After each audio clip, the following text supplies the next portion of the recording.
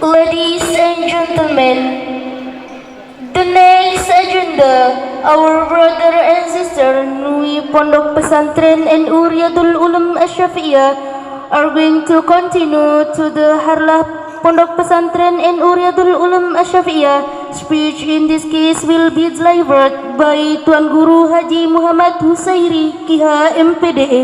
Time is yours. Hadirin dan tamu undangan yang berbahagia, kita beranjak ke acara yang kelima, yakni ceramah agama yang akan disampaikan langsung oleh Tuan Guru Haji Muhammad Husairi, Kiha MPD. Kepada beliau kami haturkan. Assalamualaikum warahmatullahi wabarakatuh. Falillahil hamdu rabbis samawati wa rabbil ardi rabbil alamin. Subhanaka la ilma lana illa ma 'allamtana innaka antal alimul hakim. La ilaha illallah qabla kulli ahad. La ilaha illallah ba'da kulli ahad. La ilaha illallah yabqa rabbuna wa yafna kullu ahad.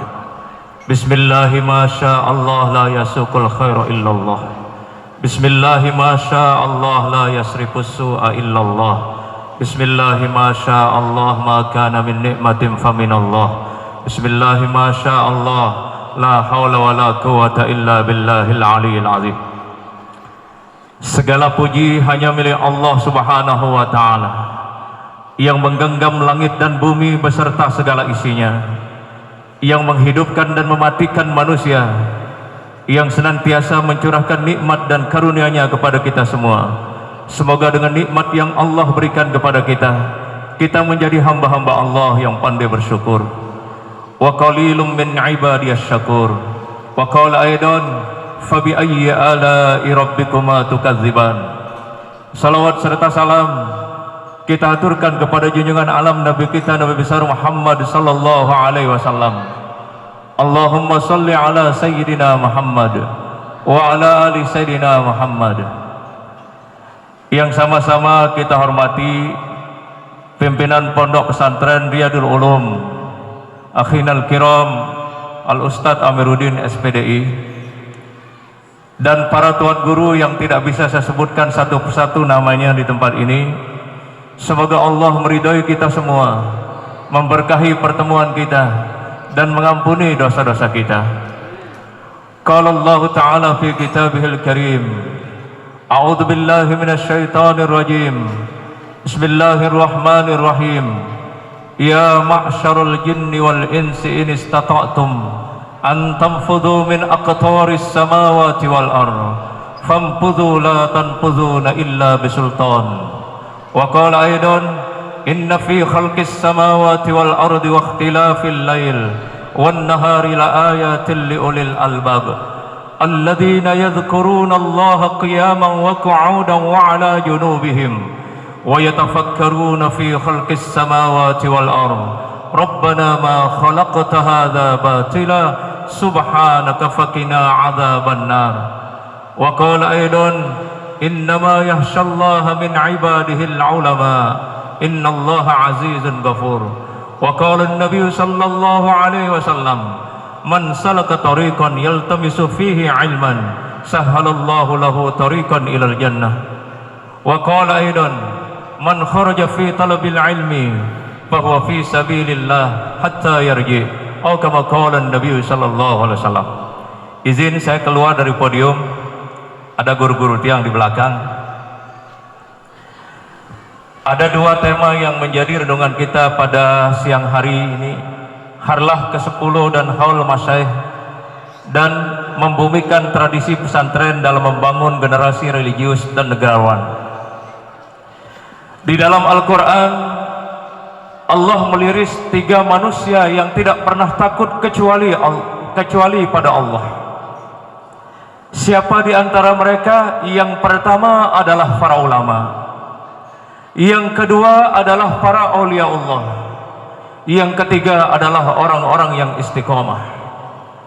Nabi telah merilis sebuah hadis, al-ulama warasatul anbiya. Ulama itu adalah pewaris para nabi. Imam Hasan Al-Basri mengomentari hadis ini. Beliau adalah seorang ulama tasawuf yang sangat fenomenal di dalam dunia tasawuf. Apa kata Imam Hasan Al-Basri? Seandainya tidak ada ulama di dunia ini, maka dunia ini akan terjadi gelap gulita.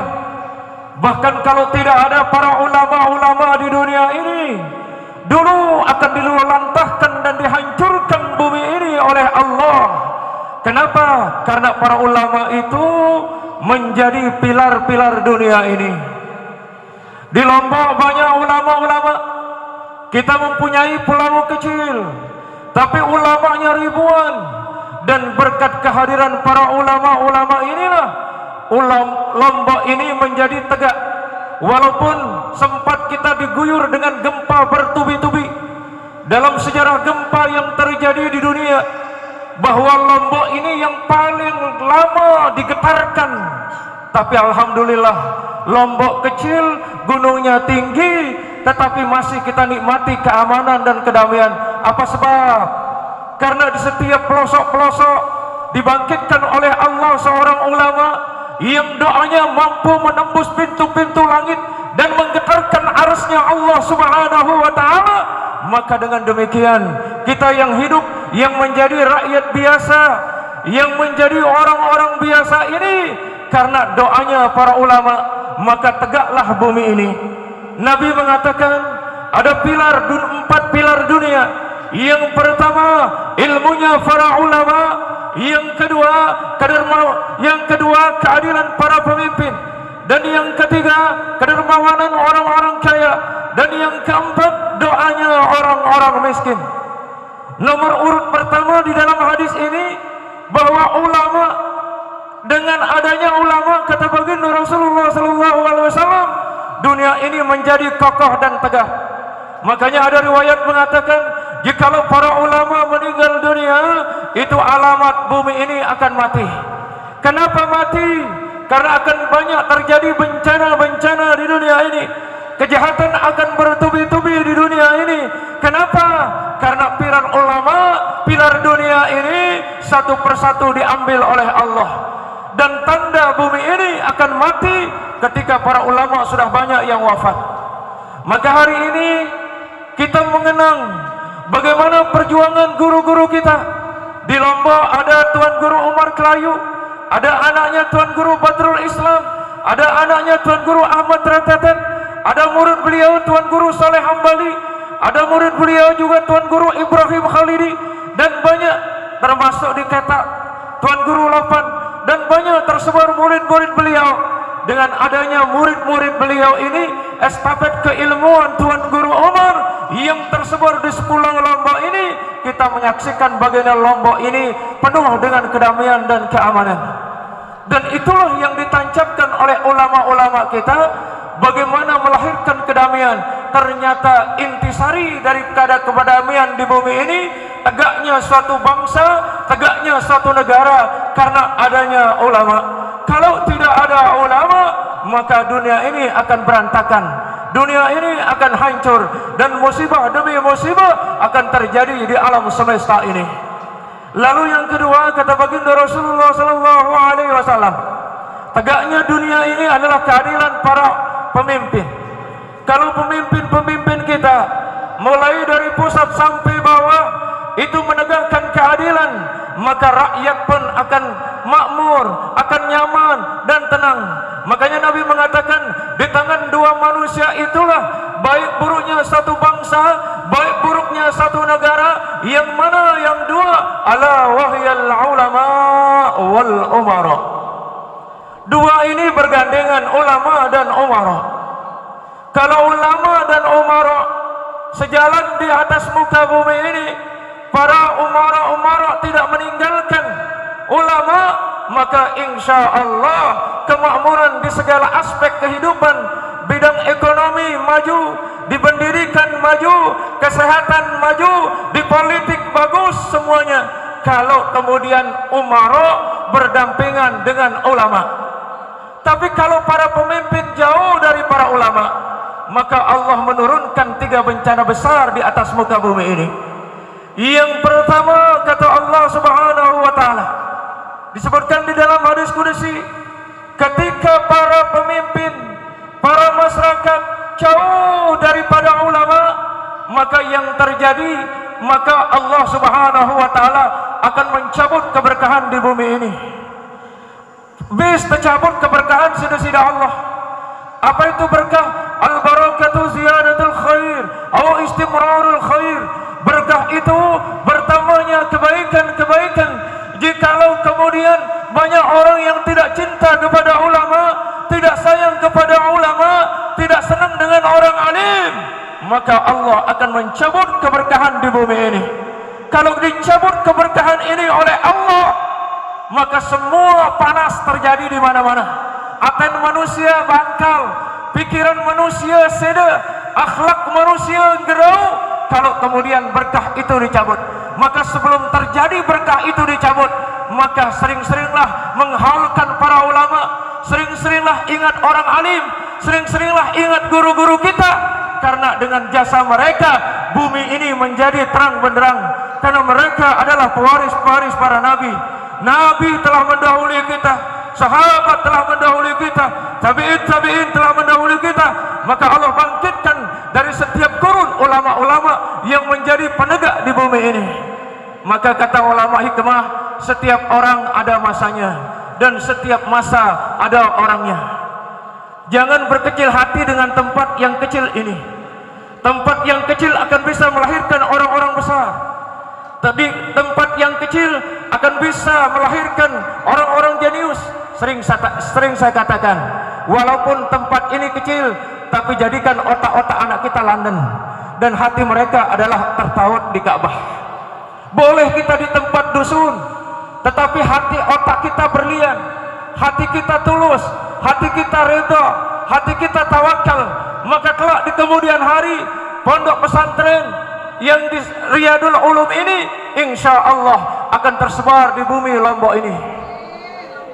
Kok kenapa ada 3 yang mengaminkan doa saya? Saya yakin, apalagi kalau ini ada Kiai As'ad, kemudian ada Tuan Guru Ibrahim, ada Samsul Arifin, di situ ada Kiai Hazaim dan kiai-kiai lain. Doa-doa mereka yang dahulu kepada seluruh muridnya, seluruh santrinya, tidak akan pernah dicabut keberkahan itu oleh Allah. Maka dia akan mengalir di mana murid-muridnya, menancapkan tiang-tiang pondok pesantren. Jangan ragu, pondok pesantren itu akan jadi. Walaupun kita tidak punya uang, tidak punya harta, tetapi Allah yang akan mengkayakan kita. Dan Allah yang akan memberikan pondok-pondok ini, akan melebarkan tanah-tanah di tempat ini. Masih ada tanah-tanah kosong, insya Allah ke depan nanti akan menjadi milik pondok pesantren ini. Saya tadi aja jalan kemana pondok pesantrennya Ustaz Amir, 2 jam saya lalui, tahu-tahunya di tempat ini. Alhamdulillah akan muncul cahaya dari tempat ini yang akan menerangi masyarakat dan akan memberikan kemanfaatan bagi umat pada umumnya. Kita kembali, yang kedua tadi adalah dengan kedermawanan, dengan keadilan para pemimpin. Insya Allah kalau terjadi keadilan, di mana-mana akan terjadi keamanan. Di mana-mana orang bebas ke sawah, orang bebas ke pasar, orang bebas ke sekolah, orang bebas ke masjid. Tapi kalau tidak ada keamanan, tidak ada keadilan, seperti saudara-saudara kita yang sedang berperang di Palestina, ke masjid susah, ke sekolah susah, ke sawah susah, ke bisnis susah. Kalau tidak ada keadilan dan keamanan, maka dibutuhkan untuk menegakkan bumi Allah ini, menegakkan bangsa dan negara ini, dibutuhkan adalah pemimpin-pemimpin yang adil. Kemudian yang ketiga, yang terlibat untuk menegakkan dunia ini adalah kedermawanan orang-orang kaya. Orang-orang kaya ini adalah bagian dari penancap keselamatan bumi ini. Apa kata Rasulullah sallallahu alaihi wasallam? As-sahiyyu qaribun minallah, qaribun minan nas, qaribun minal jannah, ba'idun minan nar. Al-bakhil ba'idun minallah, ba'idun minan nas, ba'idun minal jannah, qaribun minan nar. Atau kama qala Nabi sallallahu alaihi wasallam, orang pemurah itu dekat dengan Allah, dekat dengan manusia, dekat dengan surga, jauh dari neraka jahanam. Orang bakhil jauh dari Allah, jauh dari manusia, jauh dari surga, dan dekat dengan neraka jahanam. Makanya dulu ketika Allah menciptakan langit, kemudian menciptakan bumi ini, terjadi gemetar, terjadi lindur, terkejutlah malaikat. Lalu apa kata malaikat? Ya Allah, kenapa terjadi lindur ini? Kenapa terjadi gempa? Maka Allah menciptakan gunung. Begitu gunung diciptakan oleh Allah, maka bumi ini terdiam. Lalu malaikat bertanya, wahai Allah, adakah yang lebih kuat daripada gunung? Maka Allah menjawab, yang lebih kuat daripada gunung itu adalah besi. Lalu malaikat bertanya, adakah yang lebih kuat daripada besi? Allah menjawab, yang lebih kuat itu adalah api. Lalu malaikat bertanya lagi, adakah yang lebih kuat daripada api? Maka Allah menjawab, air. Lalu malaikat bertanya lagi, ya Allah, adakah yang lebih kuat daripada air? Allah menjawab, yang lebih kuat daripada air itu adalah angin. Lalu malaikat bertanya, adakah yang lebih kuat daripada angin? Allah menjawab, yang lebih kuat adalah sedekah anak Adam yang dikeluarkan dengan tangan kanannya dan tidak diketahui oleh tangan kirinya. Sekolah ini butuh uluran tangan pelungguh. Dan ingatlah, sedekah yang kita infakkan hari ini kelak akan menjadi teman setia kita di alam barzah. Makanya Nabi mengumumkan, apabila anak Adam itu meninggal dunia, idza mata ibnu Adam inqata 'amalu illa min talatin. Apabila anak Adam itu meninggal dunia, maka terputuslah amalnya kecuali 3 perkara.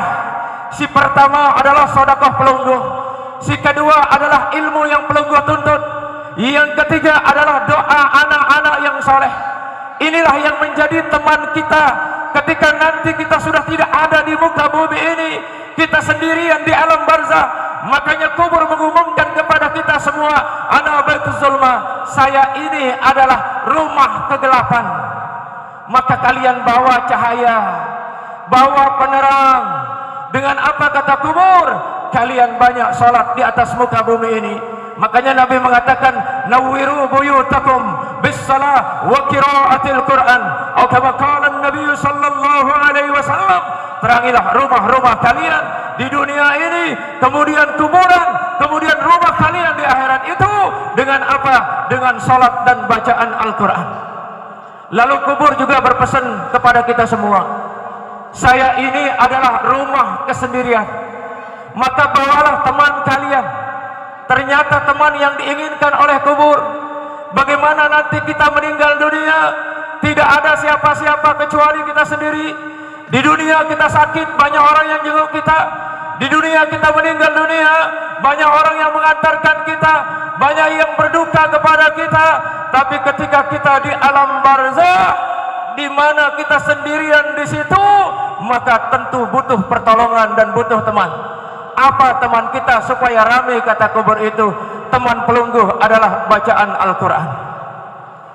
Kemudian kubur itu juga mengatakan, ana batut turab, saya ini adalah rumah tanah. Ke depan pelungguh saksikan tanah, ke samping pelungguh saksikan tanah, ke atas pelungguh saksikan tanah, dan bahkan kita berbantalkan tanah dan beralaskan tanah. Maka bawalah alas-alas kalian dari dunia. Tidak sama kita hidup di dunia. Pelungguh punya bantal yang empuk, pelungguh punya spring bed yang empuk, pelungguh punya dipan-dipan, ranjang-ranjang yang bagus. Tetapi tanah telah mengumumkan, aku ini balai tanah, jauh alas, jauh bantal, jauh kasur. Apa alas tetama oleh alam barzah? Itulah sedekah yang pelungguh infakkan di madrasah kita ini. Di kota amal yang pelenggu taruh tadi 1.000, 2.000, 3.000, 4.000, dia akan mengalir di alam barzah dan akan menjadi alas yang empuk dan akan menjadi spring bed yang empuk, menjadi bantal yang empuk. Maka nyamanlah kita sampai hari berbangkit tiba nanti.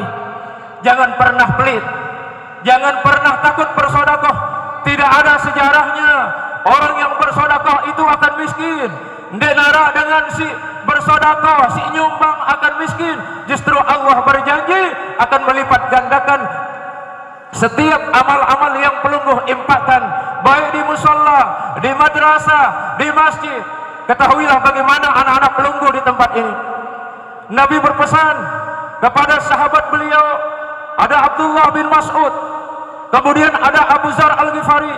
Apa kata Rasulullah sallallahu alaihi wasallam? Ketahuilah wahai Ibnu Mas'ud, jikalau engkau ada di dalam satu majelis, bahwa seluruh malaikat-malaikat Allah itu memohonkan ampunan buat orang-orang yang berada dalam satu majelis. Selaputlah kedoayang si malaikat. Inilah tempat terindah di muka bumi. Di masjid tempat terindah di muka bumi. Majelis taklim tempat terindah di muka bumi. Walaupun sederhana tempat itu, tetapi malaikat berjubel-jubel digerakkan oleh Allah serentak untuk memohonkan ampunan kepada orang-orang yang duduk dalam satu majelis. Bukan itu saja, tapi seluruh ikan-ikan di lautan, selapu empak-empak selai laut, itu mendoakan ampunan kepada semua orang yang hadir dalam satu majelis. Hatta semut di dalam lubangnya pun semuanya juga memohonkan kita ampun kepada Allah Subhanahu wa ta'ala. Ini keistimewaan. Maka jangan pernah malas datang ke majelis taklim. Jangan pernah tidak hadir dalam satu majelis selama kita sehat, selama kita mampu untuk mendatanginya. Kenapa? Karena setiap perjalanan kita, setiap langkah kita itu dimohonkan ampun oleh seluruh para malaikat-malaikat Allah Subhanahu wa ta'ala. Dan itu menjadi kafarat buat kehadiran kita, menjadi penebus dosa-dosa kita. Barangkali tadi pagi kita punya dosa, tapi begitu kita hadir dalam satu majelis, bertemu dengan para ulama, bertemu dengan saudara-saudara kita, kita saling mencintai satu sama lain, maka disitulah Allah menggugurkan dosa-dosa kita. Yang ketiga tadi adalah kedermawanan orang-orang kaya. Jadi orang-orang kaya ini menjadi penguat bumi ini. Yang keempat, doanya orang-orang miskin. Jangan pernah meremehkan orang-orang miskin, karena hati mereka itu tertaut kepada Allah. Hati mereka itu mampu membuka pintu-pintu langit. Dari orang-orang miskin yang ada di muka bumi ini, kewajiban kita untuk memelihara mereka. Memelihara dalam artian menyantuni mereka, memberikan apa yang mereka butuhkan, sehingga mereka layak hidup seperti kita semua ini. Dan ingat, kalau tidak ada doanya orang-orang miskin, orang-orang yang lemah, atau orang-orang duafa, dulu Allah sudah menghancurkan Gunung Rinjani. Dulu Allah telah meluluhlantahkan kita dengan air yang ada di Kuta, air laut yang ada di Lombok ini. Dulu kita telah dihancurkan, tapi karena orang yang empat ini masih kuat di muka bumi ini, maka laut ditahan. Ketahuilah Bapak Ibu, dalam sebuah riwayat, air laut itu memohon kepada Allah setiap waktu. Apa pengendang air laut? Ya Allah, izinkan aku ngancurang manusia. Lalu Allah mengatakan, kenapa kau ingin menghancurkan mereka? Air laut berkata, saya muak melihat mereka di pinggiran pantai. Mereka banyak melakukan kemaksiatan, mereka banyak melakukan kezaliman. Izinkan aku Allah, izinkan aku ya Allah untuk menghancurkan, meluluhlantahkan, menghabiskan mereka semuanya. Tapi Allah mengatakan, jangan, sabar dulu kamu laut. Masih banyak hamba-hambaku yang beristighfar di muka bumi ini. Masih banyak orang-orang soleh yang berzikir. Masih banyak orang-orang yang menuntut ilmu. Masih banyak orang-orang yang lemah, yang doanya mampu menggetarkan aras, yang doanya mampu melindungi langit. Jangan dulu laut, kata Allah. Maka laut itu terdiam. Lalu kemudian gunung berkata, wahai Allah, izinkan aku untuk meledak, untuk menghancur, meluluhlantahkan penduduk bumi ini. Lalu Allah mengatakan, untuk apa engkau bosan kepada mereka. Mereka banyak melakukan kemaksiatan. Mereka banyak melakukan hura-hura di muka bumimu ini ya Allah. Padahal Kau telah menciptakan bumi dengan begitu indahnya, dengan begitu hebatnya. Tapi mereka di bumimu ya Allah, mereka melakukan kejahatan demi kejahatan. Izinkan kami meledak untuk menghancurkan mereka sehancur-hancurnya. Tapi Allah mengatakan, jangan gunung. Masih banyak orang yang menyebut namaku. Masih banyak orang yang mengucapkan kalimat la ilaha illallah. Kata ulama tasawuf, sepanjang masih banyak hamba-hamba Allah yang berzikir, yang menyebut asma Allah, gunung tidak akan meledak, air laut tidak akan tsunami, bumi tidak akan bergetar, bumi tidak akan goyang selama hamba-hamba Allah itu tulus menyebut Allah. Kenapa? Karena dilindungi oleh Allah Subhanahu wa ta'ala. Maka harapan kita, kalau ingin melihat Lombok ini damai, tenang, perbanyaklah zikir. Karena dengan kekuatan zikir itulah Allah Subhanahu wa ta'ala menjaga gunung kita, menjaga bumi kita, menjaga laut kita, menjaga angin, menjaga petir. Mereka adalah tentara-tentara Allah yang satu saat siap akan meluluhlantahkan dan menghancurkan manusia jikalau manusia itu sudah jauh dari rel-rel agama Allah. Maka lewat momentum harlah ini kita banyak merenung bagaimana jasa-jasa para ulama. Andai kata tidak ada ulama, kebodohan akan merajalela di muka bumi ini. Hukum-hukum Allah akan ditelantarkan, akan terjadi hukum rimba, yang kuat akan memangsa yang lemah. Maka terjadilah ketika terjadi hukum rimba, semua orang bisa saling membunuh satu sama lain. Siapa yang anggap dirinya kuat, dia akan bantai orang-orang yang lemah. Bagaimana Hitler dulu yang membunuh orang-orang yang tidak berdosa. Muncul PKI, bagaimana orang-orang yang tidak berdosa. Di zaman Fir'aun, anak laki-laki habis dimusnahkan. Di zaman Namrud juga dihabiskan. Kalau tidak ada hukum, kalau tidak ada hukum yang ditegakkan oleh para ulama tidak ada di muka bumi ini, maka manusia akan saling bantai dimanapun berada. Terjadi keributan. Maka saya mohon, doakan ulama-ulama kita yang telah meninggal dunia. Karena dengan jasanya kita bisa seperti ini. Dengan jasanya Kiai As'ad, maka lahirlah muridnya tersebar di seluruh Indonesia. Tuan Guru Ibrahim, Tuan Guru Syamsul Arifin, dan kiai-kiai di seluruh Nusantara ini, mereka berjasa. Mereka telah menancapkan kebenaran di muka bumi ini.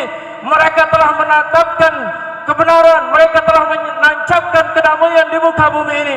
Karena mereka lah kita bisa seperti ini. Andaikan tidak ada mereka, maka kita mau jadi apa di dunia ini? Maka pada saat ini kita memperingati haul mereka.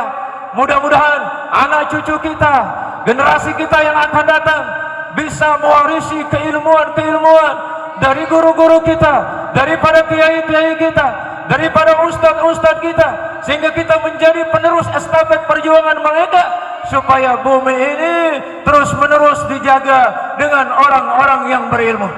Yang terakhir, ada 5 hal yang harus kita tanamkan untuk mendapatkan ilmu yang berkah, kata ulama tasawuf. Si pertama adalah keikhlasan. Adik-adik yang ada di pondok ini, ditanamkan keikhlasan di dalam hati. Karena apa kata Imam Syafi'i? Al-ilmu bis sudur la bis sudur. Ilmu itu, al-ilmu bis sudur la bis sudur.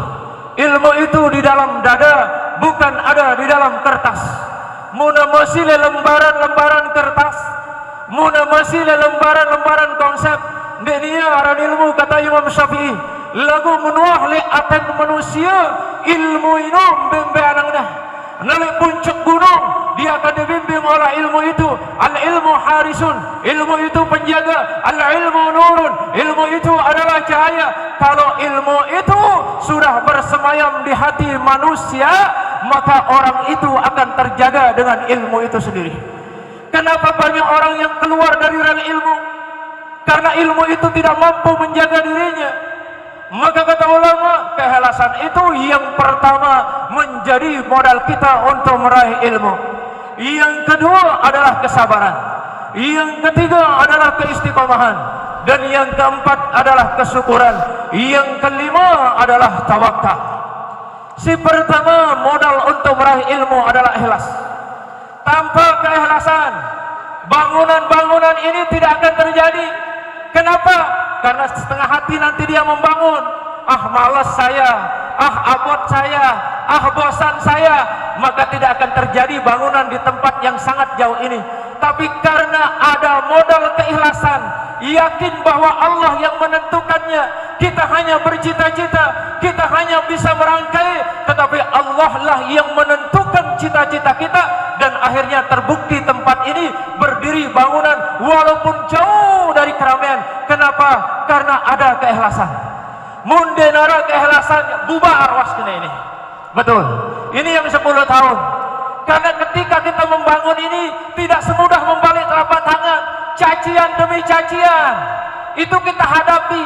Ada orang bilang, blean nambah, dengan kepeng punya pondok pesantren, dengan murid. Pasti itu yang dialami oleh Ustadz Amir. Saya membangun pondok pesantren Tuan Guru Umar Kelayu. Di situ, ya Allah, tantangan. Tapi saya selalu bilang, seperti pendapatnya Ustadz Amir, ya Allah, kalau memang Tuan Guru Tretetet itu wali, ya Allah. Kalau memang Tuan Guru Tretetet itu walimu, ya Allah. Tuan Guru Umar walimu, Dato' Badar walimu, leluhur kami, ya Allah. Maka engkau jadikan ini pondok pesantren. Maka apa? Seperti tadi, ya Allah, ternyata orang-orang ini memang benar-benar seorang aulia Allah, seorang yang karamah. Ternyata dari bedek seperti ini tempatnya dulu kecil, tapi sekarang sudah melebar kemana-mana. Itu kalau bukan karena barokahnya dan karamahnya para ulama, kalau bukan karamahnya para kiai-kiai, para guru-guru kita, tidak akan berjalan sebuah pembangunan itu. Kenapa? Karena Allah masih melihat siapa di balik yang kita bangunkan itu. Bukan melihat musairinya, bukan melihat Ustadz Amirnya, tapi siapa di belakang Ustadz Amir. Ada Kiai As'ad, ada Kiai Azaim, ada Kiai Ibrahim, dan kiai-kiai yang lain. Itu yang menyebabkan terjadi tempat ini. Kalau apalah jadinya kita ini kalau bukan karena mereka, maka doa mereka itu selalu senantiasa disamper oleh Allah. Kenapa? Karena dia adalah makhluk Allah yang tulus. Ketulusan itulah modal untuk tersebarnya bangunan ini. Tanpa ketulusan, ini akan patah tengah nanti. Buktikan kalau tanpa ketulusan. Karena ketulusan itu akan mampu menggetarkan langitnya Allah, mampu menggetarkan arasnya Allah, mampu menggetarkan seluruh makhluk Allah untuk datang ke tempat ini berduyun-duyun. Seperti mereka datang ke Kiai As'ad, seperti mereka ke Kiai Samsul Arifin, seperti mereka datang ke Kiai Ibrahim dan lain sebagainya. Kenapa? Karena mereka ketulusannya itu mampu menyinari alam semesta ini. Dan itulah puncak tertinggi dari amal setiap makhluk. Wa ma umiru illa liya'budullah mukhlishina lahuddin. Yang kedua, kesabaran. Tanpa kesabaran di tempat yang jauh, tanahnya kerjeng kalau bahasa Kelayu. Kerjeng ini memontong, sulit. Tetapi nyatanya bangunan ini tiang-tiang sudah berdiri, ini mau dilantikkan 2. Tidak ada yang sulit ketika hamba-hamba Allah di bumi ini sabar dalam menggapai cita-citanya. Makanya Allah 3 berikan penghargaan bagi orang yang sabar. Innama yuwaffas sabirun ajrahum bighairi hisab. Yang kedua, wallahu yuhibbus sabirin. Yang ketiga, innallaha ma'as sabirin. Kata Abu Hamid Hujjatul Islam Muhammad bin Muhammad Al-Ghazali At-Tusi di dalam kitabnya Ihya Ulumuddin, sabar itu terbagi menjadi 4. Yang pertama, sabar dalam beribadah kepada Allah. Yang kedua, sabar dalam menghadapi musibah. Yang ketiga, sabar dalam menggapai cita-cita. Yang keempat, sabar untuk tidak maksiat. Kesabaran dibutuhkan di tempat ini, karena akan banyak tantangan silih berganti mewarnai perjalanan hidup kita. Tapi Nabi telah memberikan spirit, siapa hamba Allah yang sabar dalam cacian, dalam fitnahan, dalam gibahan, dalam bulian, Allah akan mengasihi setinggi-tingginya. Dan Allah akan membersihkan dosa-dosa mereka. Dan Allah akan menjadikan mereka selalu ingat kepada Allah. Itu daripada buah kesabaran itu. Maka letakkan kesabaran. Walaupun orang banyak tidak peduli dengan kita, tapi yakinlah Allah tidak tidur, Allah tidak mengantuk, Allah tidak buta. Allah yang akan menjadikan tempat ini. Kun fayakun Allah. Kalau hitungan manusia 1 tambah 1 tetap sampai kiamat hukumnya 2. Tapi kalau hitungan Allah 1 tambah 1 sama dengan 9. Yakin? Yakin? Ustadz Amir, jangan pernah pesimis. Bersabarlah. Bangun tempat ini. Insya Allah doa para kiai ada di tempat ini. Doa alim-alim saleh ada juga di tempat ini. Maka dibangun dengan kesabaran dan kesabaran. Yang ketiga, syukur. Syukurilah tempat ini. Kalau tidak ada syukur, kita tidak mau mensyukuri nikmat Allah. Dengan banyaknya bangunan dalam tempo 1 detik Allah bisa datangkan gempa 8, skala liter. Out kita kalau gempa. Betul? 7 saja sudah mut-mut pantat kita. Bagaimana kalau 9? Karena akibat kita tidak bersyukur. Allah sudah berikan bangunan megah. Di sana ada penghafal Al-Quran. Di sana orang banyak kita belajar kitab. Nahwunya, syaratnya, manteknya, balaghahnya, tafsirnya, fikihnya. Mereka banyak belajar. Tetapi kita sia-siakan tidak mensyukuri. Maka Allah sudah mengancam dengan ancaman yang begitu berat.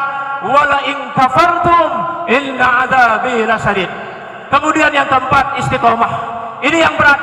Al istiqomah khairum min alfi karomah. Dengan istiqomah ini berat.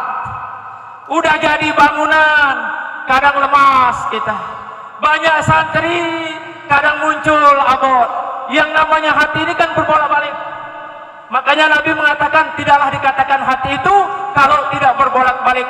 Maka siapapun kita, pemimpin di sini harus istiqomah. Apa itu istiqomah? Komitmen. Innal ladzina qalu rabbuna Allah tsumma istaqamu tatanazzalu 'alaihimul malaikatu alla takhafu wa la tahzanu wa abshiru bil jannati allati kuntum tu'adun. Hebat orang yang istiqomah. Orang yang istiqomah ini luar biasa. Tapi berat. Kita terus, misalnya besok pertama bulan Ramadan, rame masjid apa tidak? Malam pertama tarawih, rame apa tidak? Di situ kita akan membuktikan istiqomah apa tidak kita beribadah. Makanya Imam Mustafa Al-Maraghi di dalam tafsir Al-Maraghi, beliau mengatakan ada 3 istiqomah. Yang pertama istiqomah hati, yang kedua istiqomah ucapan, dan yang ketiga istiqomah perbuatan. Leman malam pertama penuh dengan masjid. Malam kedua masih penuh. Malam ke-10 ke atas sudah mulai hanya 3 saf. Di situ apa? Saprudin, Saprullah, sama Sapri. Betul. Kemana yang lain? Mereka sibuk dengan bajunya. Mereka sibuk dengan jajan-jajannya. Padahal semakin akhir Ramadan, semakin akhir, di situ Allah menurunkan yang namanya Lailatul Qadar. Makanya Allah turunkan surat Al-Qadar. Di situ disebutkan dalam riwayat 2 asbabun nuzul daripada surat Al-Qadar. Yang pertama, Rasulullah SAW minta beribadah selama 1000 bulan seperti umat Nabi Musa yang bernama Sam'un al-Ghazi, yang diberikan kekuatan oleh Allah berjuang selama 1000 bulan. Itu sebab turunnya surat Al-Qadar. Ada 2 di situ. Yang pertama, ada seorang yang bernama Sam'un al-Ghazi. Tembeng kekuatan si Allah Ta'ala le buluna, le baokna, le bulun kletekna. Bulun apa? Kelelek. Kelelek sama ontanya. Dia berjuang selama 1000 bulan. Maka Nabi bermohon kepada Allah. Karena diceritakan oleh malaikat Jibril. Apa kata malaikat Jibril? Ya Muhammad, dulu ada seorang yang hebat yang berjuang 1000 bulan terus menerus di jalan Allah. Maka Nabi memohon kepada Allah, ya Allah, icanin dikaji kekuatan. Mara Sam'un al-Ghazi, si berjuang 1000 bulan untuk terus berjuang. Maka Allah menurunkan surat Al-Qadar. Lailatul Qadri khairum min alfi syahrin. Satu malam itu lebih baik dari 1000 bulan. Maka beliau tersenyum. Lalu yang kedua asbabun nuzul itu ketika detik-detik akhir daripada wafatnya beliau dalam kondisi kritis. Apa kata Rasulullah SAW kepada Allah? Ya Allah, selama ini Engkau perintahkan aku untuk menyampaikan salammu kepada umatku. Lantas kondisi saya seperti ini, siapa yang akan menyampaikan salammu wahai Allah ketika aku tidak ada nanti di bumi ini?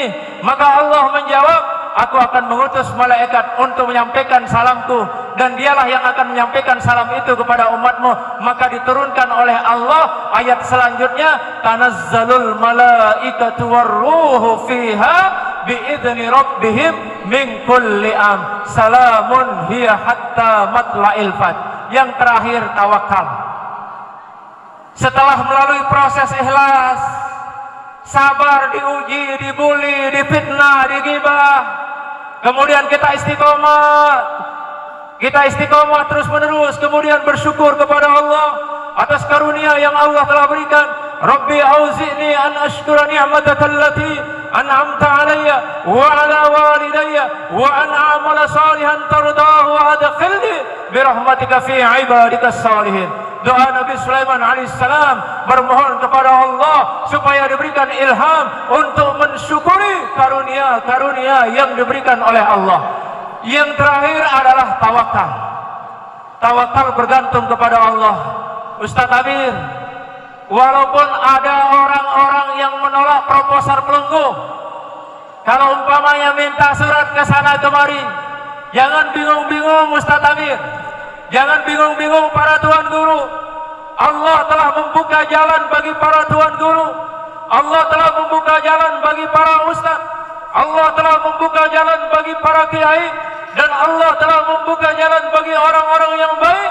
Mana buktinya? Allah telah umumkan dan filarkan surat At-Talaq, wa may yattaqillaha yaj'al lahu makhraja wa yarzuqhu min haitsu la yahtasib. Allah telah mengumumkan sai-sai. Ini jalan kita Ustaz.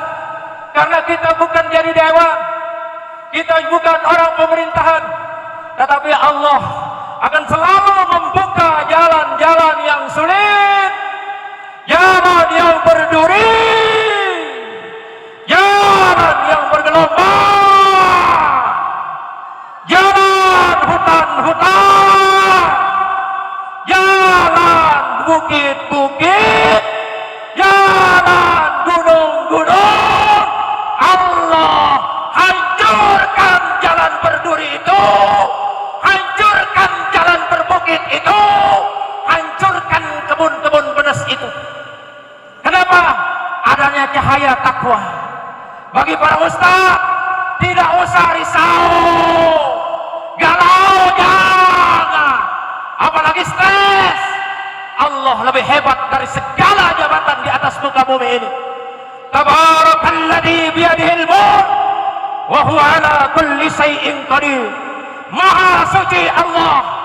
Saya kalau semakin panas semakin menggelegar suara saya. Supaya jangan kalian lemah-lemah, ibu-ibu. Bantu perguruan ini. Allah telah menggenggam langit dan bumi. Dia berkehendak atas segala sesuatu. Dan bagi orang yang bertawakal, Allah sudah fasilitasi. Wa may yatawakkal 'ala Allah fa huwa hasbuh. Siapa orang bertawakal, Allah cukupkan, Allah fasilitasi, Allah berikan, Allah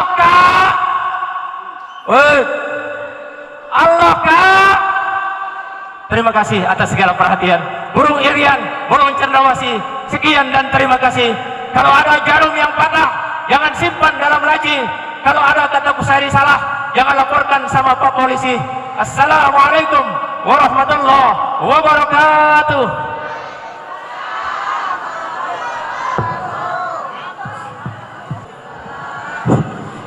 Hadirin para tamu undangan yang berbahagia, sebelum kita meninggalkan lokasi acara, marilah kita bersama saksikan pemotongan nasi tumpang atas hari lahirnya Pondok Pesantren yang ke-10. oleh pengasuh Pondok Pesantren Nuratul Ulum Asy-Syafi'iyah yakni Ustadz Amiruddin Azzadi SPDI bersama Tuan Guru Muhammad Kusyairi Kiha MPD yang bertugas membawa tumpang untuk segera membawanya ke depan.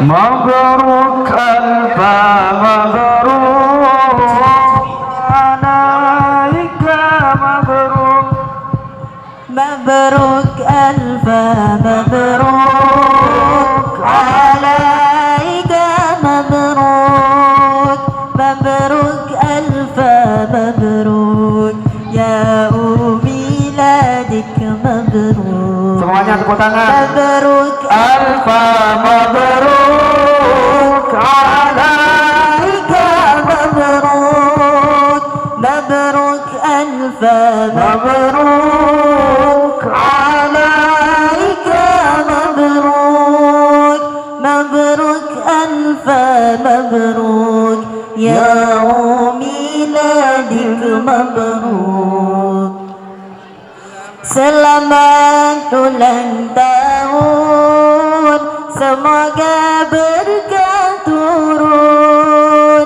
Selamat ulang tahun, semoga berkah turun dari Allah pengampun, sehingga hidup rukun. Dari Allah pengampun, sehingga hidup rukun. Mubarak alfa mubarak alaika mubarak mubarak alfa mubarak alaika mubarak mubarak alfa mubarak yaum miladik mubarak mubarak alfa mubarak yaum miladik mubarak. Hadirin dan tamu undangan yang berbahagia, dengan berakhirnya doa tadi maka berakhirlah seluruh rangkaian acara kita pada pagi hari ini. Semoga apa yang kita panjatkan serta dengarkan dari awal sampai akhir ada barokah dan manfaatnya, serta bisa kita amalkan dalam kehidupan kita sehari-hari. Amin ya rabbal alamin. Kami selaku MC mengucapkan banyak-banyak terima kasih yang sebesar-besarnya, dan mohon maaf jika ada tutur kata kami yang salah dari awal sampai akhir. Akhirul kalam, wallahul muwaffiq ila aqwamit thoriq. Assalamualaikum warahmatullahi wabarakatuh.